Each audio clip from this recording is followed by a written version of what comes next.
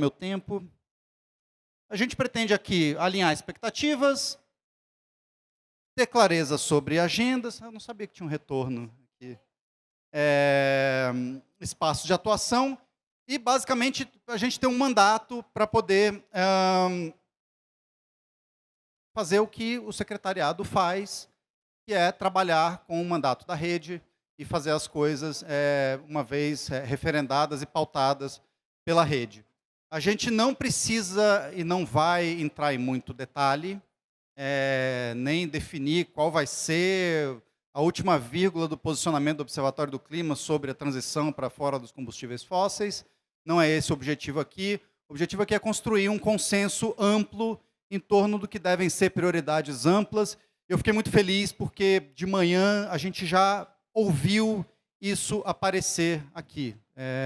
Não se trata das agendas individuais de cada um, mas isso também é normal, porque a gente está tratando de redes. Stella e eu e mais alguns aqui tiveram, na semana passada, no Rio, na reunião da Climate Action Network, que é a nossa grande constituency ambientalista nas COPs, e os conflitos são os mesmos. Muita gente o pessoal tentando tirar uma agenda grande, coletiva, para 5 anos, e as agendas individuais aparecendo também o tempo todo. Então isso é natural, vai acontecer, é saudável que aconteça, mas a gente queria tentar fazer um zoom out agora, para ver quais são as grandes coisas. E como vocês já sabem, a COP 30 tem expectativas... Isso não fui eu que fiz. Essa não foi a parte que a Stella fez. As expectativas sobre a COP são absolutamente surreais.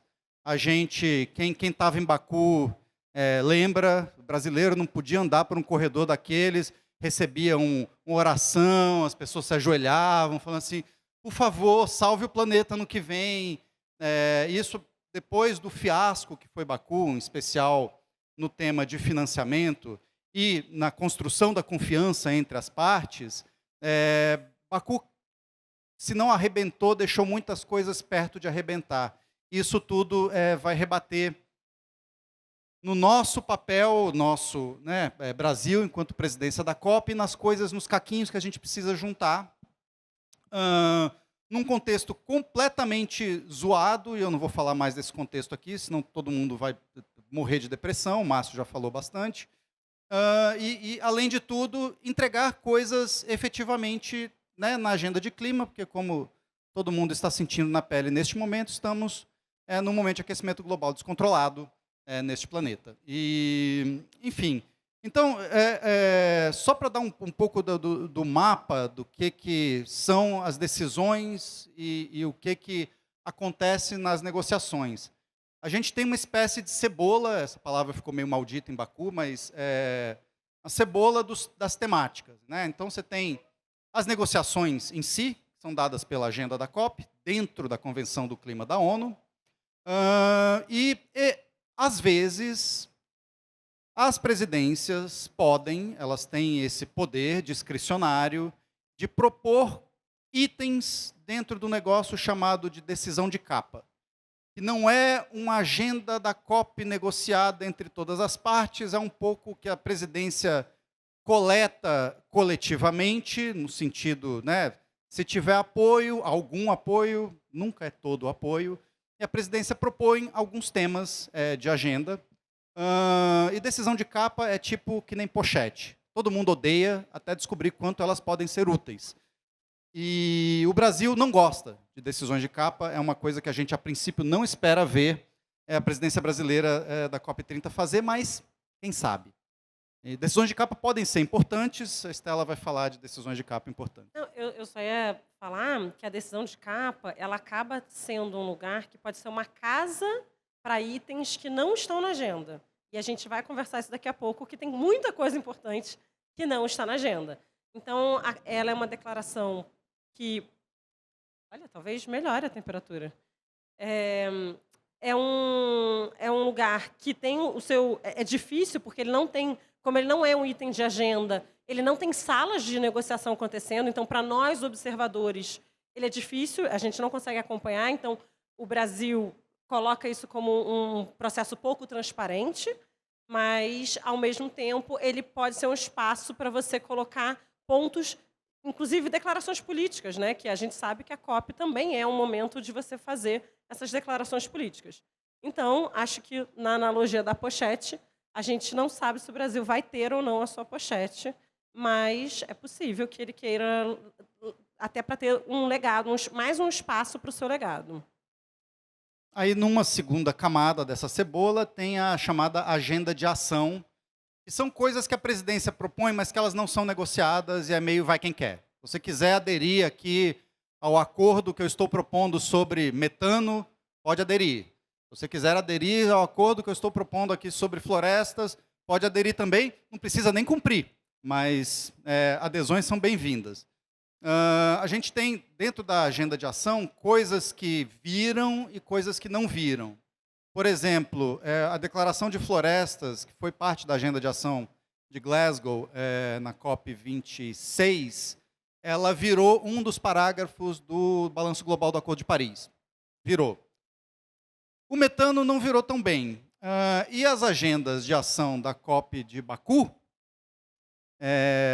a Repotenza está aqui, pode falar de agricultura, talvez, mas, para vocês terem uma ideia do que era a agenda de ação de Baku, eles estavam fazendo assim, propondo a COP da paz. Enfim, não funcionou.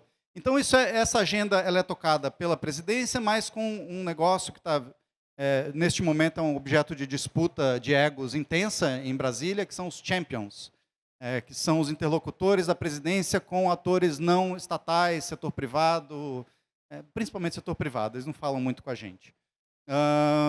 E, além disso, tem uma camada mais externa de todas, que são as coisas bilaterais que se costuram nas COPs, e mesmo multilaterais, e fora das COPs também, em espaços como o BRICS, que vai ser super importante neste ano, principalmente na discussão de financiamento, a gente vai falar mais sobre isso se der tempo.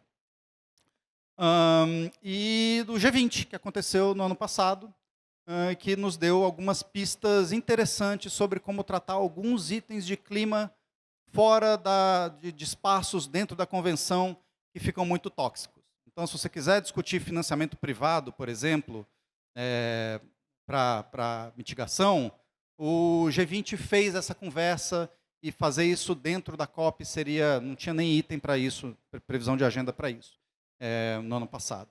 Enfim, mais uns recados. A COP, e o Márcio já falou bastante disso hoje, a COP é no Brasil, não é a COP do Brasil. A COP é na floresta, não é uma COP da floresta. E é uma agenda internacional, uma agenda da ONU, a qual a gente se junta. É um bonde no qual, no caso de Belém, é um barco no qual a gente pula. Pode não pular também, mas é sempre melhor pular, porque tem que explicar isso para o Milei também, que é sempre melhor estar presente nos lugares onde as decisões são tomadas. Falando em decisões, ouvimos, por enquanto, que Belém pode ter até 16 decisões principais. E essas se dividem em algumas pecinhas de um quebra-cabeça. Então, a gente tem a agenda estrita, chata, de negociação da COP, chata, porém importante, onde vai se discutir um monte de coisa, do tipo as decisões sobre adaptação, a Estela vai falar mais disso, o balanço global, o programa de trabalho e mitigação, um negócio que vocês ainda vão ouvir muito falar neste ano, que é transição justa, perdas e danos, tecnologia, transparência, dinheiro, dinheiro, dinheiro, e numa zona cinzenta que não é necessariamente não tem itens negociados, temos as NDCs, que são a coisa mais importante da COP, mas elas não fazem parte da agenda da COP, porque são nacionalmente determinadas, cada país basicamente faz a sua, e no final do ano a gente se junta, a ONU faz um relatório síntese para saber o que deu e o que não deu. A tal da missão 1.5, que também está meio fora de moda, a missão 1.5. Enfim, depois dessa presidência também do Azerbaijão. E o roteiro Baku-Belém, que em tese seria uma coisa construída pelas presidências da COP29 e da 30, que a COP29 a presidência não vale, então vai ser basicamente o Brasil tentando dar jeito nessa história de financiamento. A Estela também vai falar mais sobre isso. Combustíveis fósseis, que também não tem previsão de ter nenhum lugar para ancorar esse negócio, embora seja basicamente a coisa mais importante a tratar nessa agenda, e natureza e biodiversidade são coisas especialmente importantes para países como o país sede da COP30. E na agenda de ação a gente tem um cheiro do que o Brasil está querendo discutir. Dívidas, o mecanismo, né, o Tropical Forest Forever Facility, finalmente eu acertei esse negócio, que é um mecanismo de financiamento para floresta em pé, as chamadas taxas de solidariedade sobre combustíveis fósseis, é um jeito de arrumar dinheiro, taxando os setores malvados da economia e os bilionários. E, de novo, combustíveis fósseis, que é uma coisa que o Brasil está namorando colocar na agenda de ação, e a gente vai falar daqui a pouco porque que isso é um problema. Sim, e tem uma coisa super importante que não está em lugar nenhum, mas que é uma coisa que a presidência quer fazer. O Brasil já disse que quer fazer isso. É meio burocrático e meio chato, mas é super importante, que é mexer no processo. O Brasil precisa retomar a confiança entre os países, e eu acho que é seguro dizer que essa confiança não será retomada tirando 1,3 trilhão de dólares da cartola em Belém, porque essa cartola não existe e esse 1,3 trilhão não existe também. Então, o Brasil quer recuperar a confiança tentando mexer nas regras de procedimento da COP para, por exemplo, acabar as reuniões no horário, começar as reuniões no horário, lidar melhor com países que estejam bloqueando algum item de agenda, ter mais previsibilidade de quando começa, quando termina, porque países, principalmente países em desenvolvimento, se sentem muitas vezes atropelados, muitas vezes não se sentem, porque eles são atropelados pelos países ricos nas conferências do clima, e em Baku a gente viu isso acontecer de um jeito bem, eu não vou falar palavrão aqui, mas um jeito bem ruim, que foi a Europa tentar bloquear a agenda antes da adoção da agenda da COP. Isso fez com que a COP de Baku começasse tarde da noite. E isso vai estressando os amiguinhos. Então, o Brasil não quer estressar os amiguinhos e quer mexer no regimento interno, digamos assim, de modo que todo mundo comece a COP30 com muita clareza sobre como é que a banda vai tocar. E eu acho que a gente pode esperar da presidência brasileira, que tem uma tradição técnica, de tentar fazer essa condução de uma maneira mais suave, é o que eles pretendem. Então, acho que a gente pode esperar isso. E aí a gente, depois de, como é que o Caetano falou mais cedo, de 1 milhão de conversas, 1 milhão de pessoas, um estudo muito, horas e horas de queimação de pestana aqui, a gente fez uma proposta, que é um rascunho do que a gente acha que pode ser, talvez, quem sabe, uma visão extremamente otimista do Observatório do Clima para a COP30, que é produzir um mapa do caminho para a eliminação gradual dos combustíveis fósseis, adotar um plano de ação para a transição justa, fazer um acordo sobre o mecanismo de upgrade das NDCs, que a gente já sabe que elas não vão prestar, e avançar em outros temas de agenda, como adaptação, 1,3 trilhão, de um jeito que não inviabilize as negociações. O TFFF vai ficar finalmente operacional e começar a pagar países que mantêm floresta em pé. E, por fim, a COP30 produz, na sociedade brasileira, um efeito catalisador, mais ou menos como o que aconteceu em 1992, quando a convenção foi adotada no Rio de Janeiro. A gente acha que alguma coisa daqui vai acontecer? Acha pra caralho. Vai tudo acontecer. Mas essa é um pouco a barra de esticação de corda que a gente queria botar. A gente vai lutar até o fim. Nessa COP. A gente vai lutar até o fim. Isso aqui eu não sei o que é. Não, agora a gente começa a falar um pouquinho dos itens de negociação, pedindo para a gente ser bem breve. Mas eu acho que um dos principais pontos que a gente queria passar para vocês é que a questão da transição necessária, né, para 1,5, a questão da eliminação dos combustíveis fósseis e até das NDCs, como o Cláudio falou, isso não tem um ponto de negociação para nenhum desses aspectos.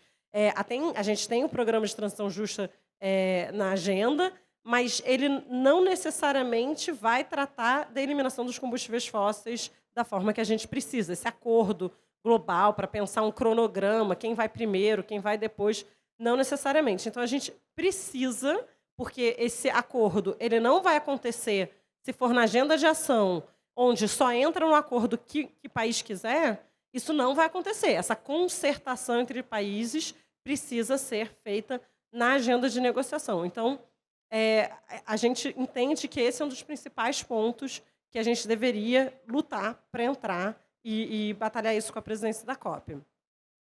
E a gente tem ouvido muito da presidência da COP que a gente tem que essa vai ser a COP da implementação. A gente ouviu isso antes, não é exatamente uma novidade, mas o mote da COP30 é a gente não precisa reafirmar os compromissos que a gente já fez, que já decidiu, está decidido, a gente precisa, então, implementar. Então, vamos implementar o GST, vamos implementar o Transition Away dos combustíveis fósseis, faz parte da implementação. A boa notícia é que a gente já chegou na metade do nosso tempo.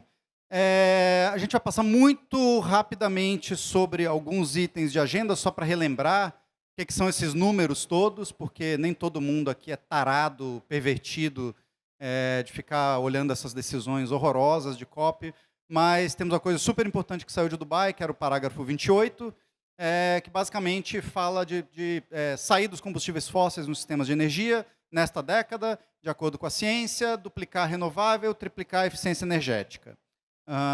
E aí, várias coisas boas e ruins, tem muita coisa ruim aqui, mas tem muita coisa boa também.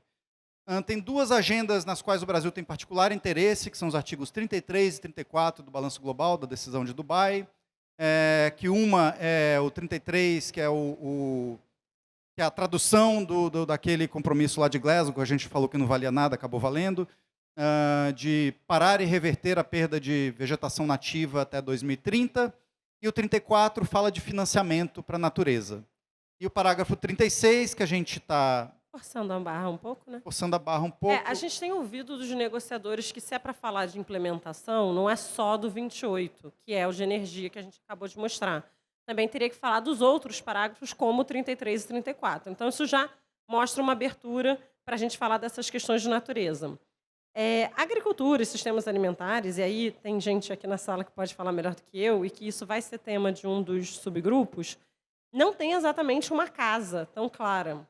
Esse 36, ele fala de sistemas, de mudar sistemas produtivos e de consumo, mas pode ser uma interpretação possível, né? Então, a gente está aqui ampliando um pouco o escopo, tanto acrescentando mais um parágrafo aí no que a gente tem ouvido, como também inserindo um tema específico, né? Basicamente, parte do nosso trabalho durante esse ano vai ser tentar achar ganchos para pendurar coisas que a gente acha importantes nessa negociação. Nem tudo está previsto, como a Estela falou, nem tudo está previsto na negociação ainda, e um trabalho imenso da sociedade civil, não vai ser só do Brasil, vai ser achar os lugares e os apoios para construir com a presidência brasileira um jeito de botar essas coisas lá dentro. Bom, a gente já falou, né? As NDCs elas começaram a ser apresentadas, na verdade, todas elas deveriam ter sido apresentadas até 10 de fevereiro, e a gente sabe que a imensa maioria dos países não apresentou, e elas não estão alinhadas com o ponto 5.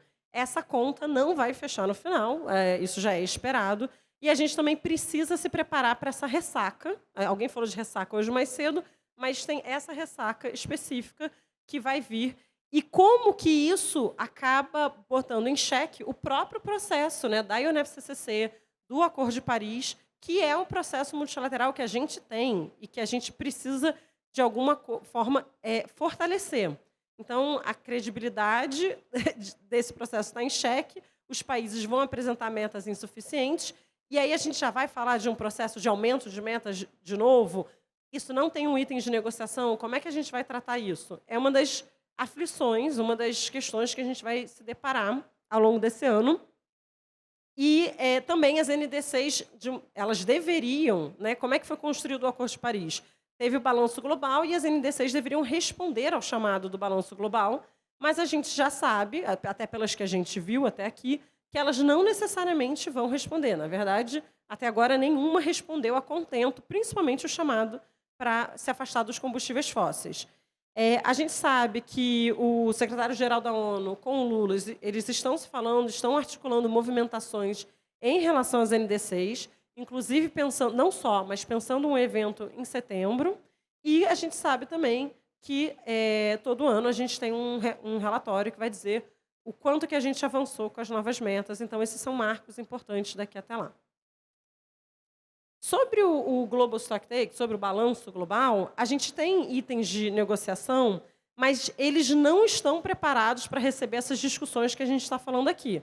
A gente tem um que deveria ser um diálogo anual, mas que foi bloqueado no ano passado. Ele teve decisão, mas não foi uma decisão que avançou. Era para ser uma discussão sobre como os países implementariam o balanço global nos seus NDCs, mas alguns países atrapalharam bastante a conversa. Tem o diálogo dos Emirados Árabes, que foi onde a gente teve a decisão do balanço global, que deu regra 16. Regra 16, para quem não acompanha a negociação, é quando zera a negociação, não foi possível chegar a um acordo, pega, joga tudo fora, e na próxima reunião começa do zero. Enfim, foi uma grande perda de tempo, e na COP de Baku a gente teve vários itens dando regra 16, então foi uma conferência que teve essa sensação de frustração generalizada, e ela deveria ter esse impulso de falar da implementação do balanço global, mas desde que o diálogo foi criado, ele foi criado só embaixo do item de financiamento, e, ao mesmo tempo, tinha países querendo falar de financiamento e países que não queriam falar de financiamento. Então, ele já nasceu também ali bastante comprometido. De qualquer forma, a COP30 vai ser muito tarde, porque as NDCs já vão ter sido apresentadas.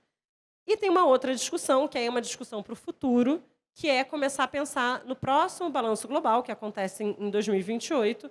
E aí a discussão que está pegando agora é uma discussão se a gente vai mudar o prazo previsto para o relatório do IPCC, para ele dar as informações a tempo para esse balanço global ou não. E isso está mais ou menos encaminhado, parece que vai sair. Você vê como eles são otimistas, eles acham que haverá planeta em 2028 para fazer um segundo balanço global. Bom, o programa de trabalho em transição justa, ele, por enquanto, ele é um diálogo. Se tentou, a sociedade civil global queria que de Baku tivesse um plano de ação claro para se ter resultados concretos, mas, de novo, outro processo que deu em frustração, que você pegou o trabalho e jogou no lixo.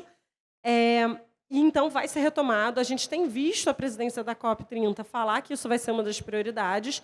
Ele não se encerra na COP30. Isso é muito importante, porque a gente tem visto falas diferentes. Ele se encerra na COP31. Mas é um marco importante, porque se você quer ter um resultado na COP31, você tem que ter algum direcionamento agora, já que você não teve em Baku. E um outro ponto importante para falar sobre transição justa é que a Climate Action Network, que a gente já mencionou aqui algumas vezes, que, para quem não conhece, é o OC on Asteroids, né? É o OC global, assim, é uma grande rede, uma constituinte nas negociações, e é uma grande rede, tem mais de 2.000 organizações da agenda climática. E eles escolheram esse tema como tema de campanha deles para o ano de 2025. Acabaram de aprovar isso na Assembleia que eles tiveram no Rio na semana passada. Isso significa que todas essas 2.000 organizações vão estar fazendo uma grande pressão nos seus países. Então, isso nos dá uma oportunidade da gente articular esse tipo de pressão para que venha de todos os lados e que se avance e que se escalhe o debate. Eles não acham que eles vão ter um resultado já final nesse primeiro ano de campanha, até porque o programa de transição justa não está previsto para encerrar agora. Mas eles acreditam que eles podem ter avanços, como, por exemplo, pensar num mecanismo global para se discutir e acelerar a transição justa. E outra coisa importante, eles veem a transição justa de uma maneira muito ampla. É comum a gente pensar só em transição justa no setor de energia, mas eles estão aqui falando de vários... É como se fosse uma lente para você olhar a questão climática. Então, você pensar em agricultura sobre a lente de transição justa, você pensar em minerais críticos, que foi mencionado aqui mais cedo, renováveis, e aí a questão de justiça das renováveis também entra. Então, é uma lente que serve para muitas das pautas que foram faladas aqui na manhã. Então, chegar num acordo sobre esses princípios e garantias, pensar em quem vai contribuir para essa discussão e também quais são as principais políticas que têm que ser asseguradas nos países. Temos 6 minutos. Bom, trabalho de mitigação, eu acho que eu vou resumir. Morreu. Próximo. Ele não tem muito futuro. Tá bom. Adaptação, a gente sabe que vai ser um grande tema na COP30, porque é um tema que tem previsão de se encerrar, principalmente a questão dos indicadores de adaptação. Tem gente aqui nessa sala que sabe explicar isso muito melhor do que eu, então eu vou deixar para o subgrupo de adaptação dar esse panorama. Mas o que saiu de Baku foram orientações para os especialistas para a definição desses indicadores, por exemplo, que eles não passem de 100 e que eles tenham e que os países sigam essa estrutura que foi decidida na COP28 para a meta global de adaptação. Teve um debate sobre a adaptação transformacional também, e os outros itens de adaptação ficaram bastante bloqueados, alguns, pelo menos, em função da questão de financiamento, que a gente sabe que é um grande impasse, porque a gente ainda não conseguiu dobrar o financiamento climático para adaptação, nem chegar num equilíbrio entre mitigação e adaptação. E financiamento, que é esse próximo slide, eu acho que é um grande risco para a COP30, acho que a gente nem tinha combinado de falar isso, mas, enfim, porque a gente corre o risco de ver a mesma dinâmica de Baku sendo replicada na COP30 e contaminar todas as salas, que foi o que a gente viu no ano passado. Ano passado, a gente tinha a questão da definição da meta global, então era natural, já era esperado que isso acontecesse, a gente conversou isso enquanto rede no ano passado, mas o problema é que foi tão ruim o resultado que as pessoas vão querer pegar aqueles caquinhos e trazer para a COP30 para tentar resolver. E a gente não conseguiu resolver lá. Posso estar sendo muito pessimista aqui, mas acho muito difícil que a gente tenha mudado tanto e que consiga resolver agora, ainda mais num contexto mais difícil, sem Estados Unidos, enfim, tudo que a gente conversou. Então, acho que a gente tem que ter alguns cuidados nesse tema. A gente tem um item, que é o artigo 2.1c, que ele tem previsão de encerrar... Obrigada, eu daqui a pouco... que ele tem previsão de encerrar os seus diálogos esse ano. Não está claro ainda como que vai ser a decisão desse item de negociação, porque foram feitos workshops, mas a gente ainda não sabe qual vai ser o resultado que esse item vai trazer, mas que ele fala de um alinhamento dos fluxos financeiros globais. E tem um novo item, que, na verdade, foi esse rescaldo de Baku, que é o Brasil liderar uma conversa, e aí a gente não sabe se vai ser o Brasil construindo coletivamente, se vai ser o Brasil colocando uma proposta na mesa. A gente ainda não tem clareza desse processo. Não existe um item de agenda exatamente para isso. Então, a gente não sabe como isso vai vir, não sabe se vai ter participação de observadores. Inclusive, as constituincies mandaram uma carta perguntando, justamente, pedindo mais transparência nesse processo. Só para avisar que isso é uma casca de banana para a gente tem que tomar cuidado. E aqui, antes da gente passar para os grupos e a gente se dividir, é só para mostrar uma coisa que a gente conversou um pouquinho no nosso encontro preparatório, mas para falar que, atendendo a muitos pedidos de pelo menos uma pessoa que eu estou vendo, a gente vai ter uma força-tarefa para a COP30, que vai ser um grupo que vai ser semelhante ao que a gente tem no GT Político, que vocês sabem que é um espaço dentro da nossa rede muito especializado para quem tem equipe dedicada a congresso. Esse vai ser um espaço bastante especializado para a gente discutir as questões de negociação. Então, depois a gente vai conversar um pouquinho para vocês como é que a gente vai construir esse grupo, mas é para quem realmente está acompanhando os textos e quer influenciar nos textos e quer influenciar nos negociadores especificamente. A gente também tem um grupo de logística e de engajamento, que vai ser o tema todo de amanhã, então não se afobem em relação a isso. A gente tem os nossos GTs temáticos, que vão alimentar todo o nosso trabalho na parte da negociação e da política internacional, e a gente tem feito essas articulações com as outras redes que já existem. Pode passar? E agora a gente vai quebrar, não sei se a gente estourou o tempo, mas em subgrupos. Então, a gente precisa ouvir, até para construir aquele mandato, né, que o Cláudio estava falando no início, a gente precisa ouvir as recomendações da rede. Nessa agenda, a gente propôs alguns temas para pensar o que, o como, onde, os riscos de cada um dos pontos que vocês vão trazer. E a gente vai ter, em cada subgrupo, uma pessoa fazendo uma fala disparadora, explicando o cenário daquele tema de uma maneira muito melhor do que eu, porque vocês são os especialistas nos temas, e depois mediadores mediando essa conversa e pessoas tomando nota para a gente fazer uma devolutiva para todo mundo. Aqui estão os temas e os nomes dos mediadores. Então, a gente vai ter transição justa e combustíveis fósseis, mitigação e NDCs, e aqui ainda coloco essa questão da credibilidade do sistema para a gente pensar também como é que a gente responde a isso.